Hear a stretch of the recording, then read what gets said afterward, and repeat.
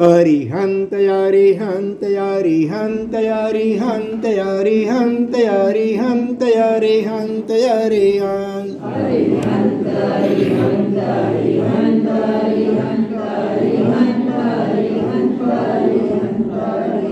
આદિનાથ આદિનાથ આદિનાથ આદિનાથ આદિનાથ આદિનાથ આદિનાથ આદિનાથ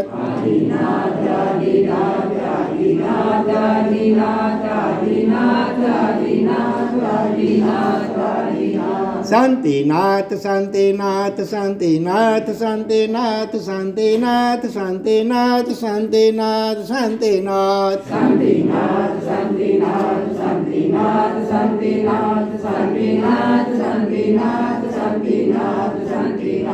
ઋષભદેવ ઋષભદેવ ઋષભદેવ ઋષભદેવ ઋષભદેવ ઋષભદેવ ઋષભદેવ ઋષભદેવ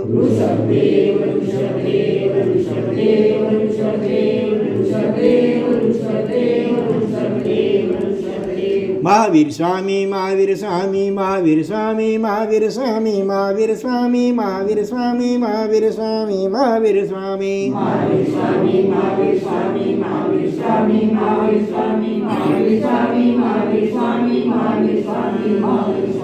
ગૌતમ સ્વામી ગૌતમ સ્વામી ગૌતમ સ્વામી ગૌતમ સ્વામી ગૌતમ સ્વામી ગૌતમ સ્વામી ગૌતમ સ્વામી ગૌતમ સ્વામી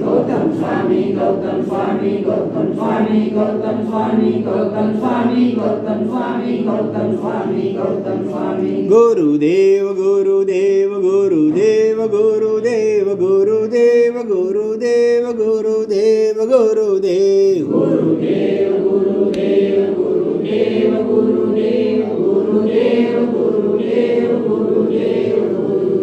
આત્મા છું આત્મા છું આત્મા છું આત્મા છું આત્મા છું આત્મા છું આત્મા છું આત્મા છું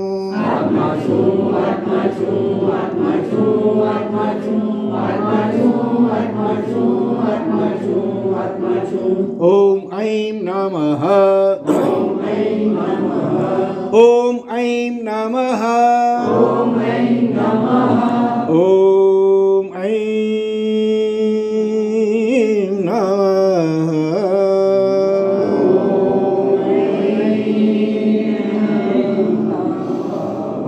ઓમ રીમ નમો નાણસ ઓમ રીમ નમો નાણસ ઓમ રીમ નમો નાણસ ઓમ રીમ નમો નાણસ ઓમ રીમ નમો નાણસ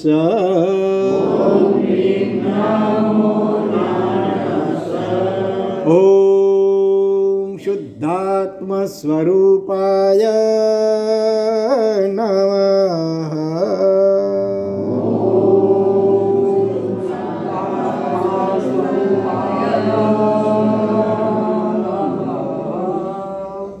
सोहम तथापि तव भक्तिवसान मुनि सवलो सोहम तथापि तव भक्तिवसान मुनि कर्तुं स्तवं विगत शक्तिरपि प्रवृत्तः कर्तुं स्तवं विगत शक्तिरपि प्रवृत्तः प्रीत्यात्मवीर्यमविचार्य मृगो मृगेन्द्रम् प्रीत्यात्मवीर्यमविचार्य मृगो मृगेन्द्रम् नाभ्येति किं निजशिशो परिपालनार्थम्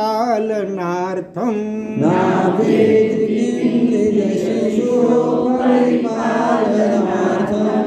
अल्पश्रुतं श्रुतवतां परिहासधाम अल्पश्रुतं श्रुतवतां परिहासधाम त्वद्भक्तिरेव मुखरीकुरुते बलान्मा त्वद्भक्तिरेव मुखरीकुरुते बलान्मा यत् कोकिलः किल मधौ मधुरं विरौते यत् कोकिलः किल मधौ मधुरं विरौति ચારુચૂત કલિકાની કરઈ કહે તો ચારુચૂત કલિકાની કરઈ કહે તો મહાન પ્રભુ ભક્ત શાસન પ્રભાવક આચાર્ય ભગવાન શ્રી માનતુંગ સુરીશ્વરજી મહારાજા દ્વારા વિરચિત ભક્તામર મહાસ્તોત્ર કે જેની અંદર પ્રથમ તીર્થંકર શ્રી આદિનાથ પરમાત્માની અદ્ભુત સ્તવના કરવામાં આવી છે અને જૈન શાસનના વર્તમાન ચારેય ફિરકાઓમાં ખૂબ બહુમાનપૂર્વક જે સૂત્રનો નિયમિત સ્વાધ્યાય કે પાઠ થતો હોય છે આપણે એના અર્થનો સ્વાધ્યાય કરી રહ્યા છીએ. અત્યાર સુધીમાં 5 ગાથાઓનો સ્વાધ્યાય થયો છે. ગઈકાલે આપણે 5મી ગાથાનો અર્થ પહેલાં જે કર્યો હતો સંક્ષેપમાં, એનું પુનરાવર્તન કે પરીક્ષા થઈ જાય ત્યાર પછી આપણે આગળ 6ઠ્ઠી ગાથામાં આજે પ્રવેશ કરીશું. 5મી ગાથામાં શું કહ્યું? સોહમ. સો એટલે તે, હમ એટલે અહમ હું, તે હું. તે એટલે કેવું હું? બુદ્ધિ વગરનો, અજ્ઞાની, શક્તિ વગરનો વગેરે એવો હું. તથા અપી એટલે તથા અપી એટલે તો પણ એટલે કેમ કે આપણા ગુણોનું વર્ણન કરવું બૃહસ્પતિ જેવા માટે પણ શક્ય નથી, તેમ છતાં પણ હા સોહમ તથાપી તવ ભક્તિ વસા. તવ એટલે તમારા પ્રત્યેની ભક્તિના વસાત એટલે વશથી, ભક્તિને આધીન થવાને કારણે કર્તુમ સ્તવમ. કર્તુમ એટલે કરવા માટે. તુમ પાછળ આવે એટલે માટે અર્થ. કર્તુમ કરવા માટે. શું કરવા માટે? સ્તવમ. સ્તવ એટલે સ્તવના, સ્તુતિ, ગુણગાન કરવા માટે. સમુદ્યત મત કૌતુમ સ્તવમ કર્તુમ સ્તવમ વિગત શક્તિ. વિગત શક્તિ એટલે શક્તિ વગરનો. અપી વિગત શક્તિ રડધો આમ, પછી અપી. અપી એટલે પણ. પ્રવૃત્ત એટલે હું પ્રવૃત્ત થયો છું, તત્પર બન્યો છું, તૈયાર થયો છો. બરોબર. પછી આગળ પ્રીત્યાત્મ વીર્ય. આમાં સંધિ છૂટી પાડું. પ્રીત્યા એટલે પ્રીતિ વડે, પ્રીતિને લીધે. આત્મવીર્યમ અવિચાર્ય.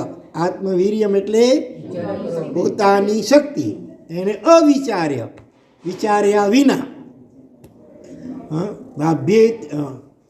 મૃગો મૃગેન્દ્રમ. મૃગ એટલે હરણ અને મૃગેન્દ્ર એટલે સિંહ. પશુઓનો ઇન્દ્ર સ્વામી ઇન્દ્ર સિંહ. નાભ્યેતિ ન વત્તા અભ્યેતિ. અભ્યેતિ એટલે સામે જવું. ન અભ્યેતિ શું સામે નથી ધસી જતો. કિમ. કિમ એટલે શું? નિજ શિશો પરિપાલનાર્થમ. નિજ શિશુ. નિજ એટલે પોતાનો, શિશુ એટલે બાળક, પોતાનું બચ્ચું. એનું પરિપાલનાર્થમ. પરિપાલન એટલે રક્ષણ.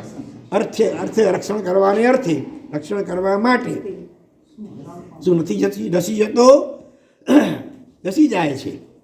બસ એવી જ રીતે હે ભગવાન, શક્તિ વગરનો હોવા છતાં પણ હું આપની સ્તુતિ કરવા માટે પ્રવૃત્ત થયો છું. એનું મૂળ કારણ શું છે? તમારા પ્રત્યેની ભક્તિ. અને આ જ વાતને ફરી પાછા 6ઠ્ઠી ગાથામાં પણ અલગ દૃષ્ટાંત દ્વારા પાછું પ્રસ્તુત કરે છે, રજૂ કરે છે. તે હવે આપણે જોઈએ. 6ઠ્ઠી ગાથામાં શું છે આગળ? અલ્પ શ્રુતમ. એ ભગવાન કેવો છું? અલ્પ એટલે થોડું, શ્રુત એટલે શ્રુત જ્ઞાન. અલ્પ શ્રુત જ્ઞાન વાળું. મારી પાસે બહુ શાસ્ત્ર જ્ઞાન જાજો નથી, બહુ થોડું ન જેવું છે. અલ્પ શ્રુતમ અને માટે શ્રુતવતામ પરિહાસ ધામ. શ્રુતવતામ શ્રુતવાળા. ધનવાન, જેની પાસે ઘણું ધન હોય એ ધનવાન કહેવાય. જેની પાસે ઘણું શુદ્ધ હોય, શુદ્ધ જ્ઞાન, શાસ્ત્ર જ્ઞાન, એને શુદ્ધવાન કહેવાય. અને આ બહુ વચન છે. શુદ્ધવાળાઓ, જેમની પાસે ઘણું શુદ્ધ જ્ઞાન છે એવા શુદ્ધ કેવલી ભગવંતો, 14 પૂર્વધરો વગેરે જે મહામુનિવરો, એની અપેક્ષા હું કેવો છું? પરિહાસ ધામ. પરિહાસ એટલે મસ્કરી અથવા હાંસી, એનું ધામ, ધામ એટલે અહીંયા સ્થાન, હાંસીને પાત્ર. જેમની પાસે અગાધ શ્રુતજ્ઞાન છે, 14 પુરુધરો વગેરે એવા મહાપુરુષોની અપેક્ષાએ હું તો કેવો પરિહાસ એટલે મસ્કરીનું ધામ એટલે પાત્ર છું. મારી પાસે શ્રુતજ્ઞાન તો અલ્પ, બહુ જ થોડું, 14 પુરુધરો વગેરેની અપેક્ષાએ તો ટીપા જેટલું, બિંદુ જેટલું માંડ મારી પાસે શુદ્ધ છે. જેમ કોઈ શ્રીમંતોની સભા હોય, ધારો કે બધા મલ્ટી મિલિયનર ભેગા થયા હોય અને એની વચ્ચે કોઈ દરિદ્ર માણસ કોઈ બેસે તો કેવું લાગે? મિસમેચિંગ થાય ને, મેચિંગ ન થાય, મસ્કરીને પાત્ર બને. અને આ એન્ટ્રી જ ન મળે પહેલાં તો, અને કદાચ કોઈક રીતે ઘૂસવા જાય તો મસ્કરીને પાત્ર થરે, હાંસીને પાત્ર થરે, અથવા અડધૂત કરીને એને કાઢી નાખવામાં આવે. તો મારી સ્થિતિ આવી છે ભગવાન. અલ્પશ્રુતમ શ્રુતવતામ પરિહાસધામ. છતાં તો પછી શા માટે તમે ભગવાનની સ્તવના કરવામાં તૈયાર થયા છો? એ જ કારણ, જે 5મી ગાથામાં બતાવ્યું એ જ કારણ રિપીટ કે તદ ભક્તિ રે. તદ એટલે તમારી, તવ એટલે પણ તમારી, તે એટલે પણ તમારી, તદ એટલે પણ તમારી. ભક્તિ એવ, ભક્તિ રેવ છે ને, અડધો ર આમ લઈ લો, ભક્તિર, અને એવ એટલે જ, ચકાર, જ, તમારી ભક્તિ જ. તદ ભક્તિ રેવ મુખરી કુરુતે. મુખરી, મુખર એટલે વાચાળ, બહુ બોલનાર હોય ને વાચાળ, એને મુખર કહેવાય. અને મુખરી કુરુતે એટલે વાચાળ કરે છે, વાચાળ બનાવે છે. તમારી ભક્તિ જ મને બલાન, બલાન મામ છે ને, બલાન આમ કરો ને મામ, મામ એટલે મને, બલાન એટલે બળજબરીથી. તમારા પ્રત્યેની ભક્તિ જ મને બળજબરીથી વાચાળ બનાવે છે. એટલે કે સ્તુતિ કરવા માટે મને અંદરથી પ્રેરિત કરે છે. મને ચૂપ કે શાંત બેસવા, મૌન બેસવા રહેતી નથી. તમારા પ્રત્યેની ભક્તિ એટલી અંદરમાં ઉછાળા મારી રહી છે કે બળજબરીથી, જેમ કહેવાય ને કે મોઢામાં આંગળા નાખીને બોલાવે, જાણે કેમ ચૂપ બેઠો છે. આવા ભગવાન તને મળ્યા છે અને તું ચૂપ બેઠો છે, એનું ગુણગાન કરતો નથી. યાર બોલ, કર ગુણગાન. આમ જાણે કે તમારા પ્રત્યેની જબરદસ્ત ભક્તિ જો એ મને બલપૂર્વક, બલા એ મુખરી કૃતે વાચાળ બનાવે છે, બોલવા માટે પ્રેરિત કરે છે, મને ચૂપ રહેવા દેતી નથી. કેવી ભક્તિ હશે એમને પરમાત્મા પ્રત્યે વિચાર કરો. આવી ભક્તિ આપણા અંતરમાં ક્યારે ઉછાળા મારશે? ભગવાન પાસે આ પ્રાર્થના કરો, મૂકે ભક્તિ ખપે, મૂકે ભાવ ખપે, ભાવ ધર્યો તરે નાવ. જે ગુણ આપણામાં ખૂટતું હોય ને, બસ માગણી કરો, પ્રાર્થના કરો. પ્રાર્થનામાં અચિંત શક્તિ છે, જરૂર મળશે. બરાબર? કોઈ કરોડપતિ, અબજોપતિની જોઈને મને મનોરથ થાય કે ન થાય? કે મારો બંગલો કે આવું ક્યારે થશે, મારું મકાન? કોઈની વિશિષ્ટ લેટેસ્ટ કાર હોય, તમને જવા જુદી વાત છે, જનરલી મોટા ભાગે મનુષ્યોને થાય. પડોશીમાં કંઈક વિશિષ્ટ એક્સ્ટ્રા ઓર્ડિનરી લેટેસ્ટ કોઈ વસ્તુ આવી હોય ફર્નિચરની, તો એને જોઈને મન થાય. તમને કદાચ ઠીક છે બંગલાનું ન થાય તો આ ઘરેણાનું થાય મોટે ભાગે બહેનોને. તેમાં પણ નાની ઉંમર, અત્યારે હવે જુદી વાત, ખાઈ પી જોઈ લીધું કે એમાં કંઈ બહુ કસ નથી, અનુભવી લીધું કે ભાઈ આ ઘરેણામાં કંઈ બહુ કસ નથી, બહારના કોઈ પણ વસ્તુમાં કંઈ બહુ માલ નથી, એનાથી સાચું સુખ મળતું નથી. એ હવે છોકરો ખાઈને થોડીક આંખ ખુલ્લી છે, અનુભવથી થોડીક સમજણ આવી છે, સારી વાત છે. પણ જ્યારે ઉગતી યુવાની હતી એ સમય યાદ કરો. એ વખતે જરાક કંઈક નવી આઈટમ જવાય એટલે તરત ખરીદવાનું મન થાય. ટીવીમાં નવા કોઈ એડ જોવામાં આવે નવી વસ્તુની, તરત મિસ્ટરને કહો કે જલ્દી મને આવ્યા લાવી આપો. અને છતાં પછી વિલંબ, 1 વાર 2 વાર 3 વાર માગણી કરી હોય અને છતાં કોઈ કારણે લાવવામાં વિલંબ થયો હોય તો પછી રીસ થઈ જાય, મોઢું ચડી જાય કે ન ચડી જાય. કેટલા વખત તમને કહું છું, તમે લાવી આપતા નથી. જો ને પડોશણ પાસે કેવી સુંદર હતું છે. તમે આપણી પાસે તો બધું બરાબર છે, પૈસા છતાં કેમ તે લાવતા નથી? વગેરે ઝઘડો કરવાનું મન થઈ જાય. બરાબર ને? તો એવી જ રીતે આ માનતુંગ સૂરી મહારાજના અંતરમાં આવી કેવી વિશિષ્ટ ભક્તિ હશે કે કહે છે ગુણગાન કર્યા વગર મારાથી રહી શકાતું નથી. ભલે મારી પાસે એટલું જ્ઞાન નથી, જો કે આપણી અપેક્ષા તો ઘણું જ્ઞાન કહેવાય. આપણી અપેક્ષા કેટલું જ્ઞાન કહેવાય? કે હાથ પગ બંધાયેલા છે, ભોંયરામાં પુરાયેલા છે, નથી કાગળ કે પેન, અને છતાં આ કયું છંદ કહેવાય? વસંત તિલકા છંદ. કેટલા અક્ષરો જેમાં હોય છે? 14 અક્ષરો હોય છે. તે પણ નિશ્ચિત ક્રમ પ્રમાણે આગળ 2 ગુરુ હોય, છેલ્લે પણ 2 ગુરુ હોય, વચમાં ક્યાંક લઘુ ક્યાંક ગુરુ વગેરે. હા, એ પ્રમાણે આવી વિશિષ્ટ રચના અદ્ભુત કરી મોઢે જ આ કંઈ જ્ઞાન ઓછું કહેવાય. આપણી અપેક્ષા તો ઘણું કહી શકાય. અને છતાં પણ એમની લઘુતા જુઓ, એમની નમ્રતા જુઓ કે પોતાની જાતને એ આમ અલ્પસૂત્રવાળા કહે છે. પૂર્વના મહામુનિવરો એની અપેક્ષાએ સરખામણીમાં આ મારું જ્ઞાન એ સાગરની અપેક્ષાએ બિંદુ તુલ્ય છે, ટીપા જેટલું જ્ઞાન છે. જેમ જેમ જીવનમાં જ્ઞાન પરિણામ પામતું જાય ને તેમ તેમ જીવનમાં નમ્રતા અને લઘુતાનો ભાવ વિકસતો જાય અને પોતાની જાતને પોતાની અજ્ઞાનતા વધુને વધુ સમજાતી જાય કે મૂળ તો આત્માના સ્વરૂપમાં કેવલ જ્ઞાન છે. લોકાલોક 14 રાજલોક, અનંતો અલોક. લોકાલોકના 3 કાળના અનંત ભૂતકાળ, અનંત ભવિષ્યકાળ અને વર્તમાન સમય, 3 કાળના જેટલા પણ જુદા જીવો છે અનંતાનંદ, એમાં જેટલાના ભૂતકાળના ભવો થયા, ભવિષ્યમાં ભવો થવાના હોય દરેક જીવના, અને વર્તમાનમાં પણ જે એની સ્થિતિ હોય તે, એની સાથે દુનિયામાં જેટલા પૂતગલો છે, જે કંઈ દેખાય છે બધું પૂતગલ છે. એની ભૂતકાળની અવસ્થાઓ પર્યાયો અનંતી, ભવિષ્યમાં પણ કઈ રીતે રૂપાંતર પામતો જશે આ બધા પૂતગલો, એ બધું સમકાળે સાયમલ્ટેનિયસલી અંગ્રેજીમાં કહેવાય, એકી સમય એકી સાથે જણાય એવું કેવલ જ્ઞાન આપણા દરેકની અંદરમાં ધરબાયેલું, છુપાયેલું પડ્યું છે, દટાયેલું પડ્યું છે. તો આવું કેવલ જ્ઞાન એની અપેક્ષાએ ગમે એટલું 14 પૂર્વનું પણ જ્ઞાન હોય ને એ બિંદુ તુલે ગણાય. કેવળ જ્ઞાનની અપેક્ષાએ બાકીના 4 જ્ઞાન ભલે મનઃપર્ય જ્ઞાન 45 લાખ યોજન પ્રમાણે 2.5 દ્વીપ, એમાં રહેલા સંઘની પંચેન્દ્રિય મનુષ્યો, પશુઓ, પક્ષીઓ, દેવતાઓ તમામના મનના વિચારોને તમે ક્યાંય બેઠા હોય જાણી શકો ઉપયોગ મૂકવાથી. આવું મનઃપર્ય જ્ઞાન અને અવધિ જ્ઞાન પણ જે પરમ અવધિ જ્ઞાન ને લોકાવધિ જ્ઞાન, એમાં તો 14 રાજલોકના જેટલા રૂપી પદાર્થો છે એને ઉપયોગ મૂકવાથી આમ જાણી શકાય, જોઈ શકાય. તમારે ટીવીમાં જેમ દ્રશ્યો દેખાય ને એમ ઉપર સર્વાશ્રી વિમાનમાં અત્યારે શું સ્થિતિ છે દેવો શું કરી અહીં દેખાય રીતસર. આવું લોકાવધિ જ્ઞાન અને પરમ અવધિ જ્ઞાન પણ હોય. એ બધું ભેગું કરો છો, મનોપ્રયોગ જ્ઞાન, અવધિ જ્ઞાન, વિશિષ્ટ કોટીનું મતિ જ્ઞાન, અભયકુમાર જેવી બુદ્ધિ સમજી લો કેવી હોય. અને સાથે શ્રુત જ્ઞાન, 14 પૂર્વો સહિત દ્વાદશાંગી આખીનું જ્ઞાન. આ 4 જ્ઞાનને ભેગા કરવામાં આવે ને તો પણ કેવલ જ્ઞાનની અપેક્ષા એ તો બિંદુ તુલ્ય છે.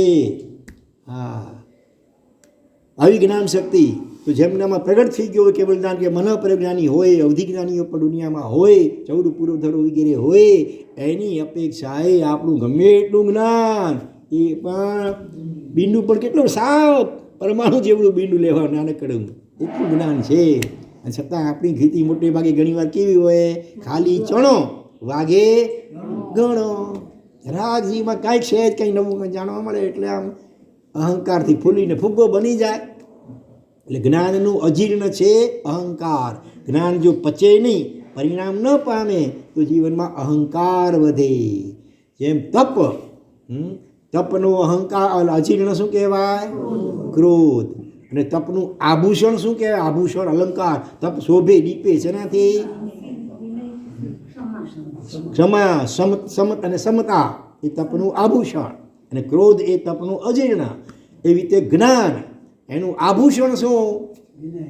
વિનય, નમ્રતા. બરાબર. આ એનાથી જ્ઞાન દીપે શોભે, અને અજીર્ણ અહંકાર, અભિમાન. તો જો જ્ઞાન પચે નહીં તો અહંકાર આવે. પણ આ માંતુક સૂર્ય આચાર્ય ભગવાન એમને જ્ઞાન પચેલું છે, પરિણામ પામેલું છે. એટલે આવું વિશિષ્ટ આપણી અપેક્ષા ઘણું બધું વિશિષ્ટ જ્ઞાન હોવા છતાં, ઘણા ઉચ્ચ કોટીના વિદ્વાન હોવા છતાં પણ પોતાની જાતને કહે છે હું અજ્ઞાની છું, અથવા તો ન જેવું માત્ર જ્ઞાલ્પશ્રુતમ. આ બહુ મહત્વની વાત છે. જીવનમાં લઘુતા, નમ્રતાનો ગુણ આવવો જોઈએ. લઘુતા મેં પ્રભુતા બસે, પ્રભુતા સે પ્રભુ દૂર.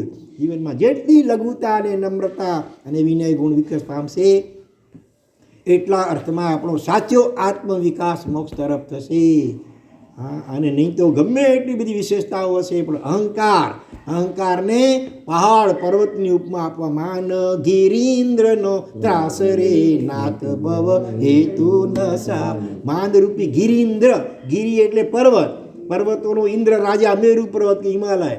આ માન કસાયને આવા મોટા પર્વતની ઉપમા આપવામાં આવી. આપણે ક્યાંય જતા હોઈએ ને વચ્ચે મોટો પહાડ આવી જાય તો પછી આપણે આગળ વધી શકીએ નહીં. તો અહંકાર એ મોક્ષ માર્ગમાં અત્યંત બાધક છે. અને માટે તો આપણે જૈન કુળમાં નાના બાળકને પણ બે બેટા નમો નમો નમો નવકાર મહામંત્રમાં પણ 5 વાર નમો ને 6ઠી વાર પણ નમુકારો શબ્દ મૂકવામાં આવેલ છે. તો આ મહત્વનો ગુણ ખાસ જીવનમાં કેળવવા જેવો છે. કચ્છ બિદડાની અંદર એક વિશિષ્ટ કોટીના આત્મ સાધક થઈ ગયા. હા, કચ્છ બિદડામાં સરોવર હોસ્પિટલ છે ને એની પાછળના ભાગમાં એક સાધના આશ્રમ છે. કોઈ અહીંયા બિદડાવાળા છો? કોઈ ભાઈ? કોઈ નથી બિદડાના અહીંયા? ભલે, તો બિદડા હોસ્પિટલમાં તો તેની મુલાકાત તો ઘણી વાર ગયા હશો. બે આશ્રમમાં ગયા હોય કે ન કોઈ હોસ્પિટલની મુલાકાત જવું જ પડે ને. જઈએ ક્યાં પછી બીમાર પડીએ તો? હા, તો એની પાછળ એક આશ્રમ છે સાધના આશ્રમ, જેના એક વિભાગમાં અત્યારે વડીલ વંદના શું કહેવાય કે એવું કંઈક માતૃવંદના એવું કંઈક વિભાગ છે, માતૃવંદના. અને એની બીજા સાઈડમાં સાધના આશ્રમ છે.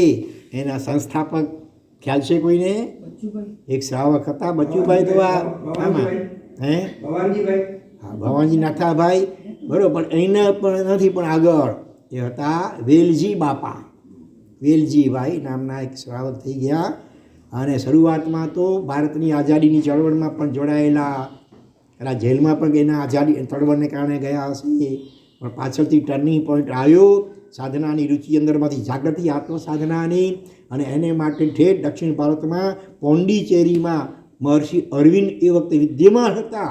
હા, એમના આશ્રમમાં પણ 4 સમયના રહી આવ્યા. પછીથી બસ બિદડામાં હા એ શરૂઆતમાં આશ્રમ જેવું નાનું કંઈક બનાવી કરે અને ત્યાં જ એકાંતમાં સાધના કરવા લાગ્યા. લગ્ન પણ કર્યા નહીં, બાલ બ્રહ્મચારી રહ્યા. અને 20 કલાક સુધી નિરંતર એકાંતમાં, મૌનમાં અને પ્રાર્થનામાં, ધ્યાનમાં, સાધનામાં એવા નિમગ્ન બનતા, એવા આર્દ્ર હૃદયે, ભીના હૃદયે પરમાત્માને પ્રાર્થના કરતા, રડતા રડતા પહેરણ આખું ખમીસ આખું ભીંજાઈ જાય એવા વિશિષ્ટ કોટીના સાધક હતા ભક્તિ માર્ગના. અને એમણે એક પુસ્તક લખ્યું, જે છપાયું નથી પણ જે વિશિષ્ટ એવા જે એમને ઓળખનારા સમજનારા હતા સાધકો એમની પાસે છે, તત્વામૃત, તત્વરૂપી અમૃત. અને એની અંદર એમણે લખ્યું છે હા કે ધૂળના રજકણથી અથવા નિગોદના જીવથી પણ તારી જાતને નીચી માનજે. ધૂળનું રજકણ એના કરતાં તારી જાતને નીચી માનજે. નિગોદના જીવ કરતાં પણ તારી જાતને નીચી માનજે. કોઈ જીવથી કોઈ પણ પ્રકારે આગળ થવાનો પ્રયત્ન કરતો નહીં, કોઈ સાથે અથડામણમાં પણ આવતો નહીં. જ્યારે તને લાગે કે મારામાં હવે અહંકાર નથી રહ્યો ત્યારે નક્કી સમજજે કે તારામાં એ અહંકાર અંદરમાં ગુપ્ત રીતે પણ ડબલ થઈને બેઠો છે. અહંકાર એવો બહુરૂપિયો છે, જલ્દી ઓળખવામાં નહીં આવે. હું કેટલો નમ્ર છું એ પણ એનો એ અહંકાર એક વખત એ પ્રકારનો. હું તો બહુ નમ્ર છું, હા એ અહંકાર થયો. અહંકાર નાશ એ જ તારું મોક્ષ છે. આવા બધા શબ્દો એની અંદર મૂક્યા છે. અને આખી દુનિયાના બધા જીવો ભેગા થઈને તારો તિરસ્કાર કરે, તારા ઉપર થૂંકે, તારા ઉપર પ્રહાર કરે તો પણ તું સમજજે કે એના કરતાં પણ તું અનંત ગણી સજાને પાત્ર છે. એટલા ગુનાઓ કર્યા છે આ ભવમાં અને જન્માંતરોમાં, દેવગુરુની આસાધનાઓ વગેરે કરી છે. અહંકારનું પોષણ કર્યું છે.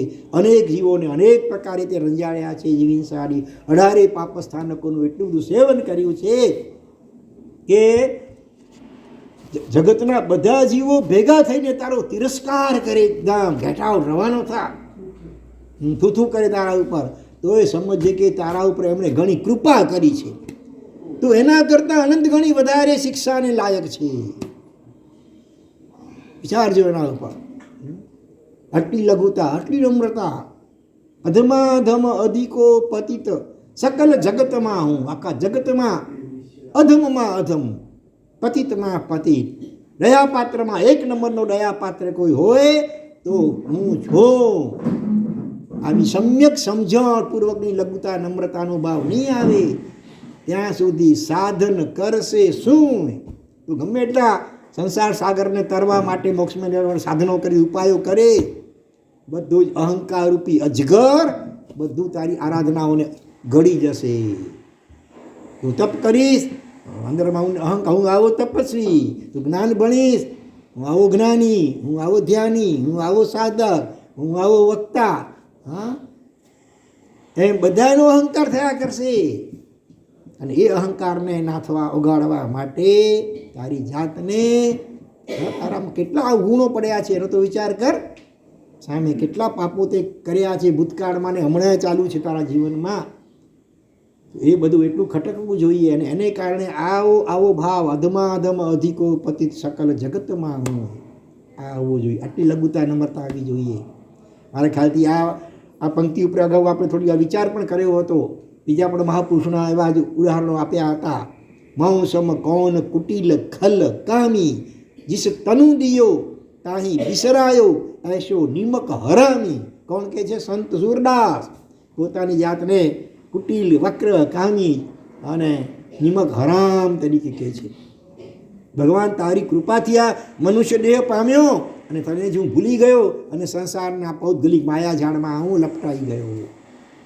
આનંદ ગંજી રોજા કહે છે કે જે તે જીત્યા રે તેણે હું જીત્યો, પુરુષ કિસ્યું મુજ નામ. હું શરીરથી કહેવાય, બહારથી આકૃતિથી પુરુષ છું ભલે, પણ હકીકતમાં પુરુષ કહેવા માટે પણ લાયક નથી. રાગ દ્વેષ મોહને હું તો ગુલામ બની ગયો. પુરુષ તો મર્દા મર્દ હોય, એ કંઈ ગુલામી સ્વીકારે કોઈ નહીં. જે રાગ દ્વેષ મોહને તે જીત્યા એના વડે હું જીતાઈ ગયો, હારી ગયો, એની હું ગુલામ બની ગયો, તો પુરુષ કઈ રીતે કહી શકાવ? બનવું તો છે મારે તારા જેવા પુરુષોત્તમ, પણ જ્યાં જાત સામે નજર કરું છું લાગે છે કે પુરુષ કેળવવા માટે પણ ખરેખર લાયક નથી, તો પુરુષોત્તમ બનવાની વાત તો કેટલી દૂરની રહી. વિતરાગ સ્તોત્રમાં હેમચંદ્રાચાર્ય ભગવાન કહે છે કે ક્વાહમ પશોરપી પશો, પશુથી પણ પશુ નપાવટ એવો હું ક્યાં, અને વિતરાગની સ્તવના ક્યાં. ઇન્દ્ર મહારાજા, ઇન્દ્ર જેવા ઇન્દ્ર, અસંખ્ય દેવ દેવીઓના પોતે સ્વામી હોવા છતાં એવા કરોડો દેવ દેવીઓની હાજરીમાં 4 ઢગાનું રૂપ લઈને ભગવાનને અભિષેક કરે કે ભગવાન બાહ્ય દૃષ્ટિએ ભલે હું દેવતાઓનો સ્વામી ઇન્દ્ર કહેવાતો હું, આપની આગળ તો સાવ ઢગાથી પણ નપાવટ 4 ગણો એવો હું છું. જ્યારે જીવને સમ્યક સમજણ થોડી પણ આવે ત્યારે લઘુતા આવે, નમ્રતા આવે. આવી અને નમ્રતાથી જ આત્માનો સાચો વિકાસ થાય. ધર્મનું મૂળ છે વિનય. અમારે ત્યાં પક્ષી સૂત્રમાં કેવલી પ્રવૃત્તિ ધર્મના 22 વિશેષણો મૂક્યા છે. એમાંનું એક વિશેષણ છે વિનય મૂલસ. આપણે ધર્મને કલ્પ વૃક્ષની ઉપમા આપીએ જો, તો કોઈ પણ વૃક્ષ હોય એનું મૂળ જેટલું મજબૂત હોય, ઊંડું હોય, એટલું વૃક્ષ વધારે સમય ટકી શકે. કહેવત છે ને, મૂલમ નાસ્તી કુત શાખા. મૂળ જ ન હોય તો ડાળી અને પછી ફૂલ અને ફળ તો વગેરે તો ક્યાંથી થાય?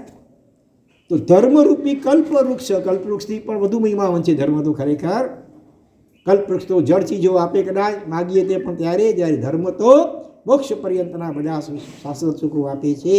છતાં આપણે સમજવા માટે એને કલ્પવૃક્ષ સાથે સરખાવીએ કદાચ, તો પણ એનું મૂળ શું છે? તો કે વિનય છે.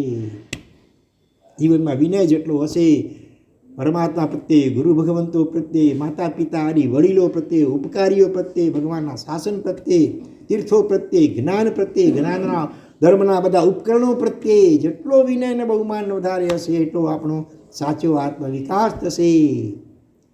પ્રતિક્રમણ માટે આવ્યા હો, પણ કટાક્ષનું બિછાવ્યું હોય, પછી ઊભા થતી વખતે ઘણીવાર શું કરવામાં આવે? પગથી ઉપાડવામાં આવે. આ શું થયું? અવિનયને આસાધના થઈ, ધાર્મિક ઉપકરણની. હાથથી જ ઉપાડવું જોઈએ, પગથી ઉપાડાય નહીં. શાસ્ત્રકારો ત્યાં સુધી કહે છે આ તો ધાર્મિક ઉપકરણ, પણ કોઈ ચાલુ વ્યવહારિક કોઈ પણ સાધન હોય એનો પણ જેમ તેમ ઉપયોગ ના કરાય. પગમાં પહેરવાના જોડા, બરાબર, હવે અહીંથી કરીને ત્યાં એને મૂકવા છે તો કાં પહેરીને ત્યાં જઈને મૂકી દો, કાં હાથથી ઉપાડીને ભલે મૂકો, એને બદલે લાતથી આમ હડસેલો તમે ધક્કો મારો લાતથી જોડાને પણ, તો એ પણ એનું અવિનય કહેવાય. જમવા બેઠા છો અને કંઈક વસ્તુ જરાક અણગમતી આવી ગઈ અને પછી ગુસ્સામાં થાળી પછેડો, ઘા કરો થાળી વાટકાનો, તો આ શું થયો? એનો અવિનય થયો. જળ પ્રત્યે આવું વર્તન કરશો, આવતીકાલે જીવ પ્રત્યે આ ટેવ પડી ગઈ ને, જીવ પ્રત્યે પણ આવું વલણ થશે. ભીંતમાં ખીલી લગાવવાની હોય, ધારો કે દોરી બાંધવા માટે, તો એ પણ આમ કચકચાવી, દાંત કચકચાવી નહીં, હળવે હળવે. હા, એ કુંભારણ બાઈ હતી, એ ગધેડા કે ગધેડીને કીધું બેટા હાલ બેન, હાલ બેન, બેન કહીને બોલાવે. કોઈ કે પૂછ્યું ગધેડીને તો બેન કે છે. હા, એટલા માટે કહું છું, આ નેટ પ્રેક્ટિસ છે મારી. ક્રિકેટમાં નેટ પ્રેક્ટિસ પહેલાં હોય ને, ટેસ્ટ મેચમાં શું હોય, કુંભાર પાસે ઘડા વહેતી હતી, તો ઘડા ખરીદવા આવે એ મોટે ભાગે કેટલા ઘડાને આમ ટકોરા મારી તપાસે. હા, છતાંય ન પડે, પસંદ ન પડ્યો તો એ વખતે ક્યાંય મને ગુસ્સો ના આવી જાય. હા, મારી ક્ષમતા ટકી રહે એટલા માટે નેટ પ્રેક્ટિસ કરું છું. એને પણ બેન કહીને બોલાવું છું અને શાંતિથી પ્રેમથી હાલ બેન કહું છું. અન્યાય છે. એટલે સંસારમાં જીવે સ્વાર્થની ખાતર તો ઘણીવાર આવી નમ્રતાનો ઉપયોગ કર્યો, આત્માના હિતને ખાતર ઉપકારીઓ, વડીલો, દેવ, ગુરુ અને આવા ધાર્મિક ઉપકરણો વગેરે પ્રત્યે જેટલો આપણો લઘુતાનો, નમ્રતાનો, વિનયનો ભાવ આવશે એટલો જ આપણો સાચો વિકાસ થશે. એમાં માનતુંગ સુરી મહારાજાનું આચરણ આપણને શીખવાડે છે. આવા મહાપુરુષ વિદ્વાન આચાર્ય ભગવાન પોતાની જાતને કે છે હું તો અલ્પસુતવાળો છું અને પૂર્વના વિદ્વાન મુનિવરો એની અપેક્ષાએ હું તો હાંસીને પાત્ર, પરિહાસ ધામ. પરિહાસ એટલે મસ્કરી અથવા હાંસી, એનું ધામ એટલે સ્થાન છું, હાંસીને પાત્ર છું. પછી આગળ શું કહે છે? તદ ભક્તિ, હા છતાં પણ તદ ભક્તિ રેવ મુખરી કુરુતે બલામ નામ. ચાલો આ બાજુ ધ્યાન આપો બધા. તમારી ભક્તિ,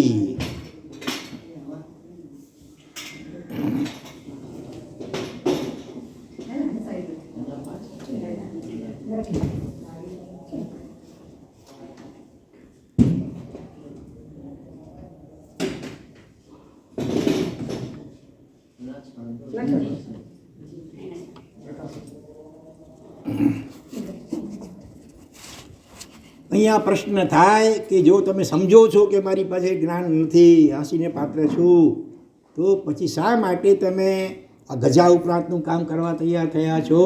તેનો જવાબ બીજી લીટીમાં કહે છે તદ ભક્તિ રેવ મુખરી ગુરુ તે બલાન મામ. શું કરો ભગવાન? આપના ગુણો, આપના ઉપકારો, આ બધું જ્યારે ગુરુગમથી હું સમજ્યો, સાંભળ્યું, વાંચ્યું, એના કારણે આપના પ્રત્યે એટલો બધો અહોભાવ અને ભક્તિભાવ મારા અંતરમાં ઉછાળા મારી રહ્યો છે કે મારાથી રહી શકાતું નથી. આપના ગુણગાન કર્યા સિવાય ભાંગી તૂટી ભાષામાં ભલે જેવું થાય તેવા પણ હા મને આપના પ્રત્યેની ભક્તિ મુખરી કૃતે એટલે વાચાળ બનાવે છે, બોલવા માટે, સ્તુતિ કરવા માટે જબરદસ્તીથી અંદરમાં બલાત્કારી મને પ્રેરણા કરી રહેલ છે. એવી અદ્ભુત ભક્તિ એના અંતરમાં હશે કે ગુણગાન કર્યા સિવાય રહી શકાતું નથી. આપણને કેટલી સ્તુતિઓને સ્તવનાઓ આવડે. આ તો નવી રચના કરી રહ્યા છે, બરોબર. આપણને કદાચ એટલી શક્તિ ન હોય તો આવા અનેક મહાપુરુષોએ કદાચ સંસ્કૃત કે પ્રાકૃત ભાષા નથી આવડતું તો ગુજરાતીમાં પણ ઓછી રચનાઓ છે. કેટલી સ્તવન ચોવીસીઓ છે, આનંદગંજી યોગીરાજ, યશોવિજયજી ઉપાધ્યાયજી મહારાજ, દેવચંદ્રજી મહારાજ, આપણા ગુરુદેવ શ્રી ગુણસાગર શ્રીજી મહારાજ સાહેબ અને બીજા પણ અનેક અનેક મહાપુરુષોએ સ્તુતિ ચોવી લગભગ 100થી પણ વધારે ઘણી બધી એક ચોપડી જાડી ભક્તિ ઝરણા હતી, ઘણા વસ્તુ જોયેલી, એમાં બધી લગભગ 100થી પણ વધારે, એના 2 ભાગ લગભગ હતા. હા, અને એમાં ઘણા મહાપુરુષોની દાન વિમલ સુરી મહારાજ, મોહન વિજયજી મહારાજ, રામ વિજયજી મહારાજ, આવા અનેક મહાપુરુષોની સ્તુતિ 54 અને સેંકડોના પ્રમાણમાં સ્તુતિઓ એ બધું સંકલિત કરવામાં આવેલું હોય છે. તો એ તો છેવટે હા યાદ કરવા પ્રયત્ન કરવો જોઈએ. છેવટે ચોપડીમાંથી જોઈને પણ ચોપડીમાં જોવા જઈએ તો પછી ભગવાન તરફ જોઈ ન શકાય. એટલા માટે ખરેખર તો કંઠસ્થ કરવો જોઈએ અને કંઠસ્થ કરીને ભાવથી બોલવા જોઈએ. અરિયંત વંદનાવલી કેવા અદ્ભુત ભાવો એની અંદર ભરેલા છે. વર્ધમાન શક્રસ્તવ 273 જેટલા ભગવાનના અદ્ભુત વિશેષણો છે, જેના અર્થ પણ ચોપડીઓમાં આપવામાં આવેલા હોય છે. તો આવી સ્તુતિઓ અને સ્તવનો વગેરે સ્તોત્રો એ વગેરે કંઠસ્થ કરવા માટે પ્રયત્ન કરવો જોઈએ. ભલે જેટલું યાદ રહે એટલું ઓછું. 1 ગાથા, અડધી ગાથા, આધી મેં પુનિયાદ પા ગાથા, 1 લીટી ખાલી ભક્તામર પ્રણત મૌલી મણિ પ્રમાણા, બસ આટલું. આજે આટલું કરો એક દિવસ. બીજી રીતે મૃત્યોતકમ દલિત પાપ તમો વિતાનમ, આવી 1 લીટી. અરે એને તો અડધી લીટી હું તો કહું છું. શાસ્ત્રકાર તો ત્યાં સુધી કહે છે 1 અક્ષર પણ તમને આ સરેરાશ રોજનું 1 અક્ષર, મહિનાનો 1 શ્લોક. 1 શ્લોક એટલે અનુષ્ટુપ છંદમાં ગણીએ તો 32 અક્ષર દેખાય. 32 અક્ષરનો 1 શ્લોક. મહિનામાં 1 શ્લોક યાદ રહેતો હોય ને, રોજનો 1 સરેરાશ 1 અક્ષર જેવું લગભગ થયું, તો પણ તમે કહે છે ઉદ્યમને છોડો નહીં, મહેનત કે પુરુષાર્થને મૂકો નહીં. આટલી યાદ શક્તિમાંથી કોઈની મન છે ભાઈ? એવું તો કોઈ નહીં કે આખા મહિનામાં એક નાના વસંત તિલકા તો હજી થોડોક મોટો છંદ છે, 14 ચોકું 56 અક્ષર કહેવાય. જ્યારે અનુષ્ટુપ છંદમાં તો 32, 8 ચોક 32 અક્ષર. હા, એટલે આવો નાનો શ્લોક આખા મહિનામાં 1 જ ગાથા કે 1 જ શ્લોક યાદ રહેતો હોય તો પણ તમે પુરુષાર્થ છોડો નહીં. જ્ઞાન પ્રત્યે રુચિ દાખવો, ભક્તિ દાખવો. બરોબર. તો સંગ તેવો રંગ. આવા મહાપુરુષની રચનાઓ આપણે જ્યારે મમડાવીએ ને, કોઈ ક્યારેક એવી એકાદ કોઈ સ્તવની એકાદ પંક્તિ, એકાદ લીટી એવી ગમી જાય, એને વારંવાર ચિંગમની જેમ ચગડ્યા કરો. ચિંગમને આવે કે કલાક આખો દિવસ ચાલ્યા જ કરે. બસ એવી રીતે ઘણીવાર એવા મહાપુરુષો થયા છે આ કાળમાં. ભક્તિ યોગાચાર્ય, આપણે કલાપુરુષોની આચાર્ય ભગવાન વગેરે. એકની એક લીટી અમુક સ્તવરોની એની ફેવરેટ અમુક પંક્તિઓ હતી. તારકતા તુજ માય રે શ્રવણે સાંભળી. 10, 12, 15 વખત એ શબ્દ અને અમુક પંક્તિ એને વારંવાર રિપીટ કરે. એટલે એ રીતે મનગમતી કોઈ સ્તુતિ સ્તવનની પંક્તિઓ એને પણ વારંવાર આપણે આ રીતે મમડાવીએ તો ધીરે ધીરે આપણામાં પણ ભક્તિ ભાવ જાગૃત થાય. મને યાદ આવે છે અમદાવાદના નવીનભાઈ ગાંધી. શરૂઆતમાં 12-14 વર્ષ સુધી પદ્માવતી માતાની ખૂબ ઉપાસના કરી વિટામિન M માટે, પણ કાંઈ ફરક પડ્યો નહીં. હા, માતાજી સમ્યક દ્રષ્ટિ છે, એકાવતારી છે, સમજે છે કે જો હું એની ઈચ્છા પૂરી કરી રહી, થોડું ઘણું કંઈ ધન એના કોઈક રીતે આપવામાં નિમિત્ત બનીશ તો પછી એ મારામાં જ અટકી રહેશે, પછી ભગવાન સુધી નહીં પહોંચે આગળ. એટલા માટે એ સમ્યક દ્રષ્ટિ એવા પદ્માવતી માતા જાણી બૂજીને કે કાંઈક આપતા નથી. એટલે થોડાક કંટાળેલા હતા, થોડાક થાકેલા હતા. અને એ વખતે બરાબર એના કોઈક મામા એને ટકોર કરી કે નવીન, આ દેવીઓની પાછો આટલો પાગલ બન્યો છે, પૂજનો ભણાવે, એક પગે ઉભા રહીને જાપ કરે, ઘંટાકરણમાં આવી પાસે, કોઈ પદ્માવતી પાસે, કોઈ બીજે પાસે.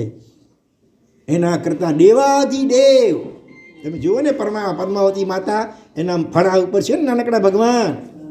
હા, ત્યાં નમોજીનાનું એમને કહેવું જોઈએ પહેલાં ભગવાનને, પછી પદ્માવતી માતાને જય જીનેન્દ્ર પ્રણામ કહેવું હોય તો, બરાબર, સાધર્મિક તરીકે. તો એના કરતાં દેવાધિદેવ એની ભક્તિમાં તું પાગલ બન્યો હોત તો તારો બેડો પાર થઈ ગયો હોત. અને સમયસર કહેવાય કરાલી ટકોર એવી અસર કરી ગઈ. સીધા ગયા શંકેશ્વર નવીનભાઈ, પદ્માવતી માતા પાસે ગયા, માતાજી આટલા વર્ષો મેં સ્વાર્થ નહીં ખાતર સંસારના ભૌતિક ખાતરને પહેરાઈને આપની આ ભગ ઉપાસના કરી, પણ હવે મને કંઈક સમજાય છે કે ખરેખર આપ પણ જેમને પોતાના મસ્તક પર ધારણ કરી રહ્યા છો એ દેવાધિદેવ પરમાત્મા, હવે એની હું ભક્તિમાં લીન બની એવા મને આશીર્વાદ આપો. અને હવેથી સાધર્મિક તરીકે આપ મારા વિશિષ્ટ સાધર્મિક છો, ભગવાનના વિશિષ્ટ ભક્ત છો, માટે કપાળે તિલક કરીશ અંગૂઠાથી, બરાબર, આંગળીથી પણ અંગૂઠાથી, પણ એનાથી વિશેષ હવે હું કાંઈ ન કર્યું તો આપ નારાજ થતા નહીં અને મને એવા આશીર્વાદ આપો કે હું ભગવાન પરમાત્માની ભક્તિમાં લીન બની શકું. આ પ્રમાણે રજા લઈ કરે અને પછી રોજ નિયમિત ભગવાનની પૂજા પહેલાં કરતા છે, ક્યારેક કરે ક્યારેક ન કરે, અનિયમિતપણે. હવેથી નિયમિતપણે ભગવાનની પૂજા શરૂ તો કરી, થોડાક દિવસ પસાર થયા, પણ આપણે બધાને અનુભવ કે ફરિયાદ હોય છે કે ભાઈ ભાવ નથી આવતો. મારા સાહેબ ભાઈ ક્યાં એટલે કહ્યું તા પૂજા દર્શન વગેરે પણ ખપે એટલો ભાવ વચ્ચે નહોતો. તો શું કરવાનું? ભગવાન પાસે ભાવ માંગો કે ભક્તિ ખપે, અમુક કે ભાવ ખપે. અને આવી પ્રાર્થના કરતાં કરતાં એક દિવસ એવો ભાવ જાગ્યો, એવી અંતસ્ફૂર્ણા થઈ કે હે નવીન, તું અમદાવાદ જેવા મેગા સિટીમાં રહે છે, જ્યાં સેંકડો 500થી પણ વધુ દેરાસરો છે, અને તું માત્ર એક જ દેરાસરમાં પૂજા કરીને પતાવી લે, કેમ ચાલે? અંતસ્ફૂર્ણા થઈ આ રીતે. અને પછી ધીરે ધીરે સંખ્યા વધારતા ગયા, 1 2 3 4 5 6 7 8 કેટલા તમે સાંભળ્યું છે નથી સાંભળી? દ્રષ્ટાંત રોજના 54 દેરાસરોમાં રોજ પૂજા કરે. અમે 2 કે 3 વખત મળી આવ્યા છીએ એમને અમદાવાદમાં, ચોમાસા કર્યા મણિનગર ને નારાયણપુરામાં, અને એનું ઘર પણ નારાયણપુરા વિસ્તારમાં પ્રગતિનગરની પણ કયું કહેવાય, ત્યાં દેરાસરની સામે જ એનું ઘર છે, ત્યાં અમે જઈ આવ્યા છીએ. આજે ભારતભરમાં કોઈ પણ સંઘમાં ધજાની જરૂરિયાત હોય ને, એક વખત મેં એનું નામ તમારે નોંધાવી દઉં એમના ટ્રસ્ટમાં, પછી દર વર્ષે તમારે રિમાઇન્ડ કરાવવું ન પડે, પોતાની મેળે સમયસર સારામાં સારી ધજા, કુરિયરનો ખર્ચ પણ એ પોતે ભોગવે એમનો ટ્રસ્ટ, અને એ રીતે તમને આવી લાખો ધજાઓ આ સુધીમાં એમણે અનેક સંઘોમાં મોકલાવી છે. નવીનભાઈ ગાંધી તો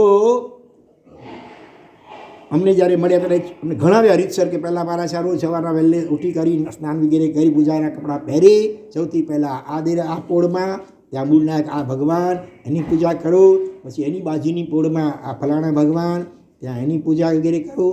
એમ કરતાં કરતાં કેટલા 44 દેરાસરો, લગભગ સવારના 9 સાડા 9 થાય ત્યાં સુધી 44 દેરાસરોના ભગવાનની પૂજા કરું. પછી વળી ઘરે આવી કરી કપડાં બદલાવી નોકારસી કરી, બીજી વાર સ્નાન કરી, પૂજા કપડાં પહેરી ફરી પાછા ઘણા આળસ કરી. હવે તો આવ્યા છે ને, વચમાં જો ખાધું પીધું એટલે પછી ચાલે નહીં, બીજી વાર સ્નાન કરી વળી કપડાં પહેરી અને પોતાના ઘરની આજુબાજુમાં બીજા 10 દેરાસરોની પૂજા બીજી વાર કરે. એટલો ભાવ આવ્યો. જો શરૂઆતમાં ભાવ નહોતો આવતો, પણ ભાવ ભગવાનની પ્રાર્થના કરી તો આટલો ભાવ આવ્યો કે 54 દેરાસરોમાં પૂજા કરતાં હવે તો એટલો બધો ભાવ આવે છે ને, ભગવાનને જોતા દર્શન કરતાં હૈયું હાથમાં ઝાલ્યું રહેતું નથી. અડધો ગ્લાસ ભરાઈ જાય એટલા હર્ષના આંસુ ભગવાનના દર્શન કરતાં સહેજે નીકળી જાય. રોજને માટે, ક્યારેક નહીં, આપની આંખની પાંપણે કદાચ ભીની નહીં થતી હોય, અને અહીંયા એટલો ભાવ આવી ગયો. જો તો આટલી લઘુતા, નમ્રતા અને એટલો આનંદ આવે છે. મારા સાહેબ મને જાજી વગેરે સૂત્ર તવનો વગેરે જાજા નથી આવડતા, થોડું ઘણું આવડે માન, પણ ભગવાનને જોતાં એટલો ભાવ ઉછળે છે ને અંદરમાંથી કે એનું વર્ણન કરી શકતો નથી. એટલો આનંદ આવે છે અનહદ. મારો અંતરાત્મા સાક્ષી પૂરે છે કે હવે 2 કે 3થી વધારે ભાવ મારા બાકી નહીં જ હોય. હા, અને હું તો અત્યારથી ભાવના ભાવું છું કે અત્યારે ભગવાનના દર્શન પૂજન માટે દેરાસરમાં જવાનું અને ભગવાનની વાણી સાંભળવા ઉપાસેમાં જવાનું થાય, પણ હવે બંને ક્રિયાઓ એક જ ઠેકાણે થાય. ક્યાં? ભગવાનના દર્શન ને ભગવાનની વાણી સમવસરણમાં. બસ સતત હું એની ઝંખના કરી રહ્યો છું, અને આવતા ભાવમાં મને ચોક્કસ ભગવાન મળશે. અને હું ભગવાનને 2-3 પ્રશ્નો પૂછવાનો છું. હે ભગવાન, હા, કયા સિદ્ધ ભગવંતે મને સંસાર નિગોડમાંથી બહાર કાઢ્યો? એ છેલ્લા ભાવમાં એ સિદ્ધ ભગવંતનું નામ શું હતું, જેથી કરીને એમનું નામ લઈને હું રોજ એમને વંદન કરી શકું કૃતજ્ઞતાપૂર્વક. બીજો પ્રશ્ન કે આનાથી પહેલાં મને ક્યારે તીર્થંકરનો ભેટો થયો હતો સાક્ષાત, અને એ વખતે મેં શું પ્રમાદ કે ભૂલ કરી જેને કારણે આટલો હજી પાછળ રખડી રહ્યો છું હજી સુધી, અને હવે મારો મોક્ષ ક્યારે? આ પ્રશ્નો 2-3 એને વિચારી રાખ્યા છે. તમે કંઈ વિચાર્યું છે આવું? હા, કેટલી પ્રી પ્લાનિંગ કરી નાખ્યું છે મોક્ષ માટેને એમણે. અંતરાત્મા સાક્ષી પૂરે છે કે હવે 2 કે 3થી વધુ ભાવ ન જ હોય એટલો અનહદ આનંદ ભગવાનના દર્શન કરતા અને સ્પર્શના કરતા મને આવે છે. દર શનિ રવિવારે એ અલગ તીર્થયાત્રામાં જ હોય, ઘરે ન મળે. ભારતભરના તમામ નાના મોટા જૈન તીર્થો એમની યાત્રા કરવાના એના ભાવ હતા અને એ તો પૂરા થઈ ચૂક્યા છે. ઘણા વર્ષો વીતી ગયા ત્યાર પછી તો 9 તીર્થો એવા દર મહિને એકવાર અચૂક એની યાત્રાને પૂજા કરે. દર મહિને એવા 9 તીર્થો પાલિતાણા સંકેત હોય, જીરાવલ્લા હોય. ખાસ કરીને એમણે કહેલું કે રાજસ્થાનમાં મેળતા રોડ, મેળતા સિટી અલગ છે, મેળતા રોડ આનંદગંજી યોગીરાજની કર્મભૂમિ, સાધના ભૂમિ. ત્યાં ફલવૃદ્ધિ પાર્શ્વનાથ, ઓલી ફલોદી અલગ છે, આ ફલવૃદ્ધિ પાર્શ્વનાથ ભગવાન મેળતા રોડમાં. તમે ક્યારે પણ વ્યાખ્યાનમાં તીર્થયાત્રા માટે કંઈ પ્રેરણા કરતા હો તો એ વખતે મારા વતીથી એ સંઘને જરૂર રાખેજો. તમે રાજસ્થાનમાં જાઓ તીર્થયાત્રા કરવા માટે તો મેવાડ વિભાગ કહેવાય, મારા અલગ મેવાડ અલગ, મેવાડ વિભાગ. અને ત્યાં કયું મેળતા રોડ, એના ફલવૃદ્ધિ પાર્શ્વનાથ ભગવાન એની એકદમ નિરાતે મન મૂકીને સેવા પૂજા ભક્તિ કરે. અધિષ્ઠાયી દેવ ત્યાં એટલા જાગ્રત કે ત્યાં કહેવાય છે કે દેરાસને પર કંઈ તાળું વગેરેની જરૂર નહોતી પડતી. રાતના સમયે ઘોડા ઉપર, સફેદ ઘોડા ઉપર બેસી કરી અને અધિષ્ઠાયક દેવ આમ રાઉન્ડ લગાવતા એવું ઘણાને દર્શન પણ થયેલા છે. તો મૂળ વાત શું છે? ભાવ. બરાબર? તો આવા ભાવો આવે એ માટે આવા જે વિશિષ્ટ કોટીના ભક્ત આત્માઓ હોય ને, તો એનો સંગ કરવો જોઈએ. તમારી આજુબાજુમાં, મુંબઈમાં પણ ઘણા એવા છે, ગિરીશભાઈ તારાચંદ મહેતા છે, આપણે ઘાટકોપરમાં અમરીશભાઈ છે, માટુંગામાં કયા ભાઈ કુમારભાઈ છે, કેવા ભવ્ય જીનાને ઘરે બંધાવીને ભક્તિ કરે. ભીવંડીમાં હતા વિમલભાઈ, પછી તો દીક્ષા લઈ લીધી છે. તો તમારી આજુબાજુમાં અહીંયા પણ છે, બરાબર, અહીંયા પણ જે તમને લાગે એવા તમારી દ્રષ્ટિ હશે, ગુણ દ્રષ્ટિ મળી આવશે. તો એની સાથે કનેક્શન જોડી દો, એની સાથે તમે દર્શન કરવા, પૂજા કરવા જાઓ.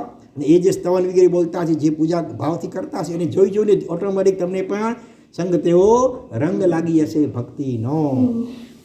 તો અહીંયા માનતુંગસુરી આચાર્ય ભગવાન કહે છે, ભગવાન આપના પ્રત્યેની જે અંદરમાં ભક્તિ ઉછળી રહી છે ને, એ જ મને બળજબરીથી આપણી સ્તુતિ કરવા માટે વાચાળ, મુખરી કરું તે વાચાળ બનાવે છે.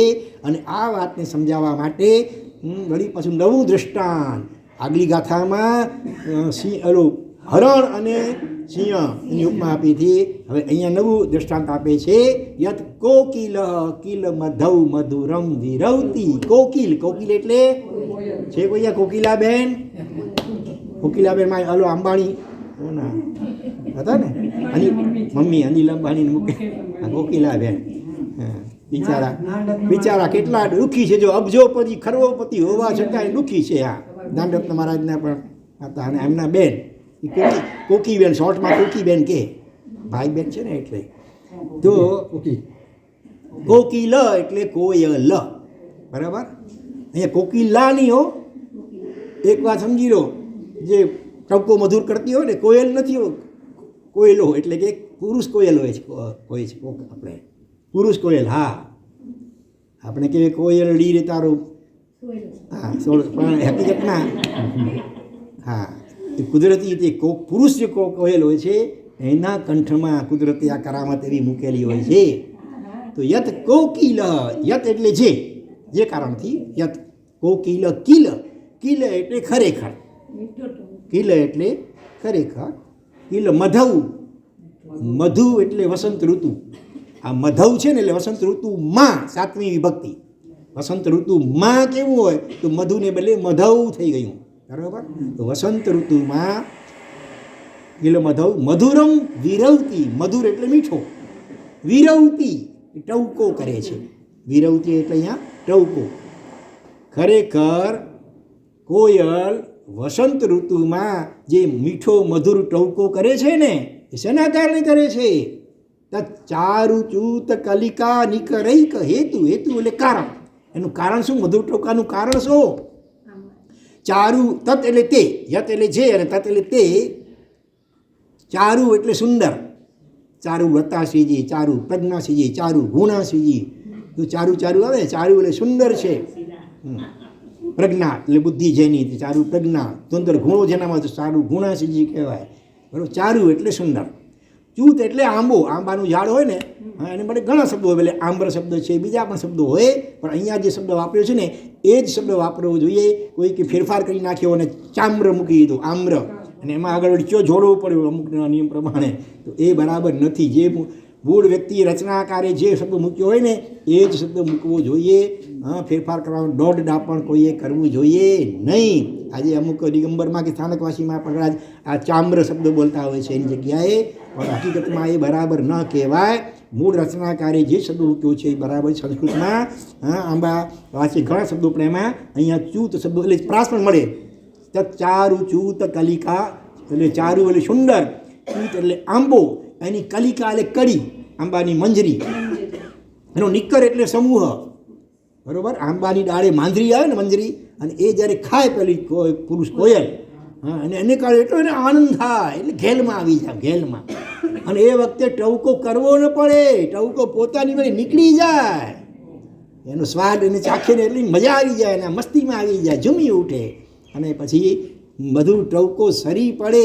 એક હેતુ, નિકર વત્તા નિકર રૈક છે ને, નિકર વત્તા એક હેતુ, એકમાત્ર કારણ શું છે એનું? વસંત ઋતુમાં કોયલ જે મધુર ટવકો કરે છે એનું એક હેતુ, એકમાત્ર કારણ શું છે કે આંબાના માં આવેલ જે મંજરી, નિકર, અને એનો જે સમૂહ પાછો, નિકર એટલે સમૂહ અહીંયા, બસ એનું એ જ એકમાત્ર કારણ છે. બીજી ઋતુમાં, વસંત ઋતુ સિવાય બીજી ઋતુમાં નથી, અથવા બીજા વૃક્ષો ઉપર ગમે એવા સુંદર મજાના ફૂલો ફળો ખીલેલા હોય તોય પણ નહીં. બસ એ વસંત ઋતુ આવે અને સિઝન આવે આંબાની, અને શરૂઆતમાં જે મંજરીઓ ખીલેલી હોય અને એનો એ સ્વાદ ચાખે, અને એને કારણે એનો એટલો હર્ષ આવે, આનંદ થાય એ પછી રહી ન શકાય. આ ટવકો સહેજે સરી પડે, ટવકો કરવો ન પડે. એ જુએ નહીં કે હવે ઓડિયન્સ કેટલું છે, ભાઈ કોઈ સાંભળે છે કે નહીં મને, તો બરાબર હું ગાઉં નહીં, કોઈ ન હોય ભલે. એમ સાચો ભક્તાત્મા હોય એ જુએ નહીં દેરાશ્રમમાં અડખે પડખે આગળ પાછળ કોણ છે ભલા, સારા મારા સાહેબ છે અથવા ફલાણા વ્યક્તિ છે, ચાલો તો જરા સરસ સરસ તમને લલકારું, મારા પર વટ પડી જાય. સંગીતકારો એને ઓડિયન્સ જોઈએ, બરાબર, પણ સાચો ભક્ત હોય એને કોઈ ન જોઈએ ભગવાન સિવાય. બસ ભગવાન મળ્યા એટલે બધું મળી ગયું. ઉપરથી ક્યારેક તો એમ થાય કે કોઈ ન હોય તો સારું, બસ હું ભગવાનને હું ભલો, ભગવાન ભલા. યાદ આવે ભર્તૃહરિને પેલા કોણ? ભર્તૃહરિ અને સાથે કોણ? ગોપીચંદ. બંને રાજા હતા, બંને સંન્યાસ સ્વીકાર્યો અને એકાંતમાં મસ્તીથી સાધના કરતા હતા. અને એની સાધનાની સુવાસ રાજાના કાન સુધી પહોંચી. રાજા પોતે દર્શન કરવા જાય છે પરિવાર સાથે, રસાલા સાથે. રાજા તો એકલો થોડો જાય, અંતપુર ને સૈન્ય ભેગું હોય ઘણું બધું. અને દૂરથી એમને કંઈક ખબર સમાચાર મળી ગયા કે રાજા આવી રહ્યા છે. એમને જેવું આ યાર ભલા આવી. રાજા છે, પછી રાજા તો જો રંગ લાગશે તો હુકમ કરશે, પછી ભાઈ રાજસભામાં આવો, અમે રોજ સત્સંગ કરાવો વગેરે વગેરે. અને આને તો એમને એકાંતની મસ્તીમાં મસ્ત રહેવું, સાધના કરવી હતી, એટલો એને આનંદ આવતો હતો. તો શું કરવું હવે? રાજા સામાન્ય કોઈ વ્યક્તિ હોય તો અહંકાર આવી જાય. હા, તો રાજા મારી ત્યાં આવે છે, એ ભાઈ ફોટોગ્રાફર, બરાબર ફોટો તૈયાર રાખજે. રાજા આવે ને ત્યારે ફોટો ખાલી લેજે. નહીં, રાજા ન આવે તો સારું. એને માટે એ લોકો યુક્તિ કરી, આપસમાં કૃત્રિમ ઝઘડો કરવા લાગી ગયા રોટલા માટે. ભિક્ષામાં રોટલો મળ્યો છે, એ તે વધુ ભાગ કેમ લીધો, મને આટલો જોઈએ. આમ આવી રીતે રાજા સાંભળે થોડું દૂરથી, આમ એ મોટે અવાજે ઝઘડો કરવા લાગી ગયા આપસમાં એકબીજામાં. અને રાજા નથી, અરે બાપરે, હવે રોટલાના ટુકડા માટે જે આ રીતે ઝઘડે છે, હવે એમાં શું એની સાધનામાં ભલી વાર હાલો હાલો હાલો ભાઈ એમ કરીને રાજા પાછા વળી ગયા અને આ એકબીજાને દે તાલી. બરોબર ને? હા, કોઈ બોડો ગ્રાહક આવી ગયો હોય, 5 રૂપિયાની ચીજ તમે 50 રૂપિયાની શરૂઆત કરી, છેવટે 40માં ઓલો રાજી થઈને લઈ ગયો, અને પાછળ તમે એક તાળી આપો ને, જો આને કેવા સેલ્સમેન છે. હા, 5 રૂપિયાની ચીજને હોંશે 45 રૂપિયા આપી ગયો કે નહીં? શીખ જરા વેપાર કેમ કરાય તે. તો આ રાજા જેવો રાજા આવી રહ્યો છે તો એનો અહંકાર નથી, ગલગલિયા થતા નથી એમને. રાજા ન આવે તો સારું, એને ફૂટાવવા માટે, આ ભલા ટાળવા માટે આવો કૃત્રિમ ઝઘડો કરે છે. એટલે ભક્ત આત્મા હોય એને તો ભગવાન મળ્યા એટલે બધું મળી ગયું. પછી બસ પછી બીજી કોઈની અપેક્ષા જ ન હોય, સંગીતની પણ કોઈ જરૂર ન હોય. કહેવાય છે એવો તાનસેન ગવૈયો, બરાબર. એના ગુરુ કોણ હતા? હરિદાસ. અને રાજા કોણ હતો? મારે ખ્યાલ કોઈ મુસલમાન બાદશાહ કોઈ હતો, અને મારે ખ્યાલથી આ અકબર બાદશાહ લગભગ, અકબર બાદશાહ, એના નવરત્નોમાં તાનસેન પણ આવે. હા, તો ક્યાંકથી એણે સાંભળ્યું અથવા તાનસેન એનું વખાણ કર્યા છે કે હું તો કાંઈ નથી, આ તો હું કાંઈ નથી ગાતો, ખરેખર તો હા ભક્તિ ગીત સાંભળવા આવે તો મારા ગુરુ હરિદાસ. ઓહ, ક્યાં છે? એ રાજસભામાં ના આવે, એ તો એ ક્યાંક જંગલમાં એકાંતમાં રહેતા હોય છે. એટલે રાજાએ છુપી રીતે એને સાંભળ્યા, એટલા ગમી ગયા. પછી કંઈક રાજા પૂછે છે કે ભાઈ તું આવું ગાઈ બતાવ. કે હું ન ગાઈ શકું, કારણ કે હું તમને રીઝવવા માટે ગાઉં છું. એટલે મારા કંઠમાં કે એવું સુર આવી જ ન શકે. એ ભગવાનને રીઝવવા માટે ગાય છે, માટે આવું સારું ગાઈ શકે છે. અને ખબર પડે કે રાજા સાંભળે છે તો, અથવા તમે બોલાવો તો અહીંયા એને નહીં નીકળે. રાજસભામાં તમે બોલાવો એને તો એ એવા ભાવને એવો સુર નહીં નીકળે. એ એકાંતમાં પ્રભુને રીઝવવા માટે ગાય છે, માટે એના કંઠમાં આટલી મધુરતા અને આટલો ભાવ છે. એ મારા ના આવે મારામાં, કારણ કે મારામાં થોડો સ્વાર્થ છે. તમે ખુશ થાવ તો મને કંઈ ઇનામ આપો વગેરે, કોઈ પ્રકારની અપેક્ષા વિના કેવળ પ્રભુને રીઝવવા માટે, પ્રભુ સાથે એકમેક થવા માટે એ ભક્તિ કરતા હોય. અને આજ અવાજમાં સૂર ન પણ હોય, બીજા ગવૈયાઓ જેવું સૂર ન પણ હોય, છતાં પણ ભાવના કારણે એવું થાય કે જેવા સાંભળ્યા જ કરીએ, સાંભળ્યા જ કરીએ, સાંભળ્યા જ કરીએ. સાચો ભક્ત આવું કોયલ જેવો હોય, એ ઓડિયન્સની અપેક્ષા રાખે નહીં. ભગવાન મળે એટલે બસ એ લલકારવા લાગી જાય. બરોબર. તો આ કેવું સુંદર મજાનું ઉદાહરણ આપ્યું, બરોબર. બીજી ગાથામાં એ કોયલ જે વસંત ઋતુમાં મધુર ટવકો કરે છે, એનું એકમાત્ર હેતુ એટલે કારણ શું છે? આંબામાં ડાળે આવેલી મંજરીઓનો સમૂહ, અને એ જ એનું એકમાત્ર કારણ છે. એવી રીતે હે ભગવાન, એ વખતે એ કોયલને બોલવું પડતું નથી વિચારીને, સહેજે બોલાઈ જાય, સહેજે ટવકો સરી પડે. એવી રીતે હે ભગવાન, આપના ગુણો અને ઉપકારો મેં સાંભળ્યા છે ત્યારથી એટલો બધો અહોભાવ, ભક્તિભાવ ઉછળી રહ્યો છે કે મારાથી ચૂપ રહી શકાતું જ નથી. આપના ગુણગાન કર્યા વગર મને ચેન પડે એમ નથી, મને ઊંઘ જ ના આવે, મને ખાવાનું જ ન ભાવે. હા, આવી સ્થિતિ ક્યારે થશે આપણી કે ભગવાનના દર્શનને પૂજન કર્યા સિવાય ખાવાનું ભાવે નહીં? કરજો આવો ભાવ, બરાબર. દર્શન તો કરતા હશો, પૂજન પણ પૂજાએ કરતા હશો, પણ વધુ પછી પહેલાં ભગવાનની પૂજા અને સ્પર્શના, ખાલી દર્શનથી ન પતાવો, પૂજા. જમાઈ રાત તમારે ઘરે આવ્યા હોય અને ખાલી શરબતનો ગ્લાસ આપી દો, ચાલે? જમ્યા વગર જવા દેવાય? એટલે ગમે એટલો મને ઉતાવળ છે, આમ છે, ના, જમ્યા વગર જવા દઈ દેવા. અને જો તમે એમને જવા દો, પાણી કે શરબતથી પતાવો તો બીજી વાર આવે જ આવવાનું મન થાય ને? ન થાય. એ ભગવાનના દર્શન કરવા એટલે જમાઈ રાજને પાણીનો, ઠંડા પાણીનો ગ્લાસ, બહુ તો શરબત આપ્યા જેવું કહેવાય. ભગવાનની આવા પરમાત્મા મળ્યા એની સ્પર્શના સિવાય રહેવાય જ કે મોઢામાં કાંઈ નકાય પણ નહીં. અગાઉ મેં દાખલો આપ્યો હતો કે નહીં? પેલો હૈદરાબાદથી કચ્છી બાપા આવ્યા હતા વડાલા સાહેબ પાસે. હા, અને ટ્રસ્ટીએ વિનંતી કરી સાગરની ભક્તિ માટે. અત્યારે નહીં, મારી પૂજા બાકી છે. બપોરે 2 વાગ્યા હતા, લાંબી મુસાફરી હતી, પૂજા થઈ નથી. પૂજા થશે પછી જ હું વાપરી. ધીરુભાઈ ઝવેરી યાદ આવે, સુરતના. અવારનવાર એન્ટવર્પ જવું પડે, ફોરેન હીરાનો વેપાર એનો હોલસેલનો, તો પણ એક પણ દિવસ ભગવાનની પૂજા વગરનો ન રહે. જો ખાલી દિવસ જાય પૂજા વગરનો, શરૂઆત 100 રૂપિયાથી કરી, બીજે વર્ષે 1000 રૂપિયા, ત્રીજે વર્ષે 10,000 રૂપિયા. હવે એક પણ ખાડો ન પડે. હવે રસ્તા મુસાફરીમાં પ્લેનમાં ક્યાં હોય, સાથે ભગવાન લઈ લે, કદાચ 18 અભિષેકવાળા કે લેતા હશે ભલે, પૂજાની સામગ્રી સાથે હોય. લાંબી મુસાફરીઓ તો વચમાં હોલ્ટ કરે, એવી રીતે ટિકિટ કઢાવે, વચમાં સ્ટેશન આવતું હોય ને ત્યાં ઉતરી કરી, હા, પૂજા ભગવાનની કરી, પછી બીજી ફ્લાઇટમાં આગળ જાય. મહત્વ સમજાયું હોય, ભક્તિ ખરેખર જાગે, ત્યાં પછી આવી સ્થિતિ થાય. બરાબર. તો આપણે ભગવાનને પ્રાર્થના કરીએ કે માનતુંગ સૂરી મહારાજા જેવા વિશિષ્ટ ભક્તિના ભાવો આપણા અંતરમાં પણ પ્રગટે. વિશેષ અગ્રે વર્તમાન જેના જ્ઞાન કંઈ પણ બોલાયું હોય, હાર્દિક ઈચ્છામિ દુક્કડમ. ઓમ શાંતિ શાંતિ. શાંતિ. ત્રણેય લોકના સર્વે જીવોનો કલ્યાણ મંગલ અને શીઘ્ર મોક્ષ થાઓ. એવી મંગલ ભાવના પૂર્વક નમો ઓમ નવપટ ઓમ રીમ નમો અરિહંતાણા.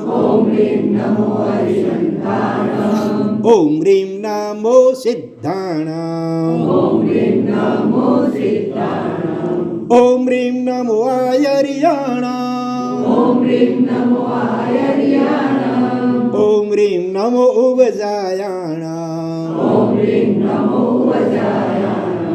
ઓમ રીમ નમો લો એ સબ્બ સાહુણા.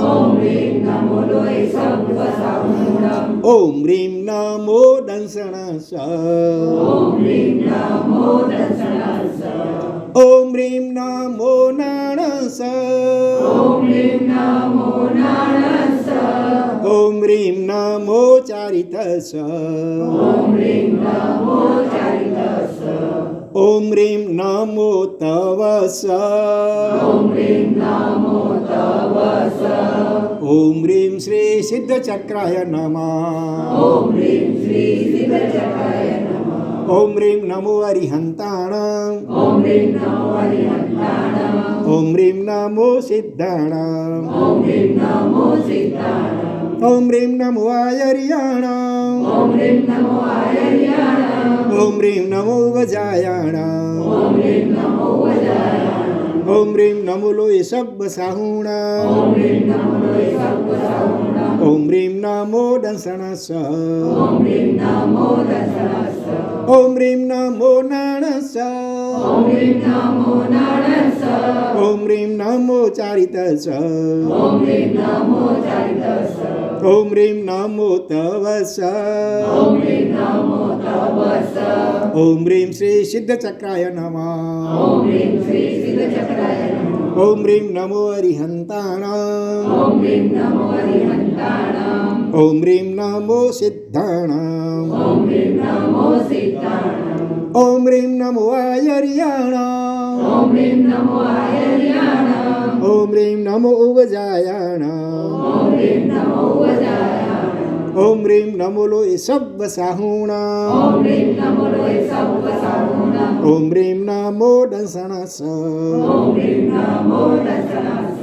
ઓમ રીમ નમો નાણસ. ઓમ રીમ નમો ચારિતસ. ઓમ રીમ નમો તવસ. ઓમ રીમ શ્રી સિદ્ધચક્રાય નમઃ. ઓમ રીમ શ્રી સિદ્ધચક્રાય નમઃ. ઓમ રીમ શ્રી સિદ્ધચક્રાય નમઃ. ઓમ રીમ શ્રી સિદ્ધચક્રાય નમઃ. એક એક ગાથાનો અદ્ભુત અલગ અલગ પણ પ્રભાવ અને મહિમા બતાવવામાં આવ્યો છે. એમાં આ છઠ્ઠી ગાથા એનો શું પ્રભાવ કે મહિમા છે ખબર છે? જ્ઞાન વૃદ્ધિ થાય. હા, આ છઠ્ઠી ગાથા અને એનો દરેકનું યંત્ર આવે. યંત્ર સામે રાખી કરી છઠ્ઠી ગાથા બોલી કરી અને એની વૃદ્ધિ અને મંત્ર એનો એક એક માળાનો જાપ કરવામાં આવે તો શું થાય? તો કે વિદ્યા જલ્દી ચડે, શીખેલું જલ્દી ભૂલાય નહીં, વાણીની શુદ્ધિ થાય, મૂર્ખતા દૂર થાય, જીભ તોતળાતી હોય તો છૂટી થાય. બરાબર? જો આ યંત્ર રૂપાના પતરા, આમ તો તાંબા ઉપર મળે, પણ જો ચાંદીના પતરા ઉપર કોતરાવી એની રોજ પૂજા કરવામાં આવે તો 6 મહિનાની અંદર સરસ્વતી દેવી પણ વરદાન આપે. આવું આમાં લખવામાં આવ્યું છે. તો આપણે અત્યારે રુધિ બોલાવું છું, તમે 3 વાર બોલજો. ઓમ રીમ અરહમ. નમો કુઠ્ઠ બુદ્ધિણામ. કુઠ્ઠ બુદ્ધિ એટલે કોષ્ઠ એટલે કોઠાર. અનાજનો કોઠાર હોય ને, એમાં અનાજ જેમ સંગ્રહેલું પડ્યું હોય એમ આ લબ્ધિ કે શક્તિ જેની પાસે હોય કુષ્ઠ બુદ્ધિ. એટલે એક વાત સાંભળી લે એટલે પછી વર્ષો સુધી ભૂલાય નહીં. આવી લબ્ધિ એને કુષ્ઠ બુદ્ધિ કહેવાય. તો એવી લબ્ધિ જેની પાસે હોય એમને નમસ્કાર. ઓમ રીમ અરહમ નમો કુઠ્ઠ બુદ્ધિનમ ઓમ રીમ અર્હમ નમો કુઠ્ઠ બુદ્ધિનમ. હવે એની સાથે જે મંત્ર છે ને એ લાંબો છે જરા, એટલે હું 3 વાર બોલી જાઉં, તમે ધ્યાનથી સાંભળજો. ઓમ રીમ શ્રામ શ્રીમ શ્રૂમ શ્ર હમ સમ યહ યહ યહ ઠ ઠ સરસ્વતી ભગવતી વિદ્યા પ્રસાદમ કુરુ કુરુ સ્વાહા. ઓમ રીમ શ્રામ શ્રીમ શ્રૂમ શ્ર હમ સમ યહ યહ યહ ઠ ઠ સરસ્વતી ભગવતી વિદ્યા પ્રસાદમ કુરુ કુરુ સ્વાહા. ઓમ રીમ શ્રામ શ્રીમ શ્રૂમ શ્ર હમ સમ યહ યહ યહ ઠ ઠ સરસ્વતી ભગવતી વિદ્યા પ્રસાદમ કુરુ કુરુ સ્વાહા.